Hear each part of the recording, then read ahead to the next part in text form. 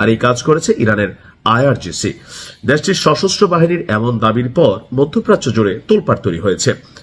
ইরানের সংবাদ সংস্থা মেহের নিউজ এজেন্সি এই প্রতিবেদনটি প্রকাশ করেছে।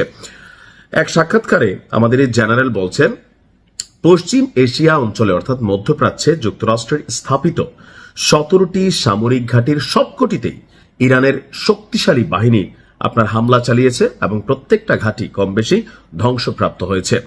এমনকি যুক্তরাষ্ট্র তাদের ঘাঁটি এবং তাদের সেনাদেরকে সুরক্ষা দিতে ব্যর্থ হয়েছে। কিভাবে ব্যর্থ হয়েছে? কারণ সর্বশেষ আমরা দেখেছিলাম যে ইরান ঘোষণা দিয়েছিল ফেসবুকে যে মার্কিন সেনাদের অবস্থান সম্পর্কে তাদের জানানোর জন্য। কারণ যখন ইরান মধ্যপ্রাচ্যে আরবদের রাষ্ট্রগুলোতে মার্কিন যুক্তরাষ্ট্রের যে সামরিক বিমান বিভিন্ন ঘাঁটি আছে সেই ঘাঁটিগুলোতে তারা অভিযান শুরু করলো, তখন ইরানের আমেরিকার সেনাবাহিনী তারা করলো কি, লুকাইয়া বিভিন্ন ধরনের পরিচয় টরিচয় নিয়ে লুকাইয়া তারা বিভিন্ন বাসা বাড়ি ফ্ল্যাটে গিয়ে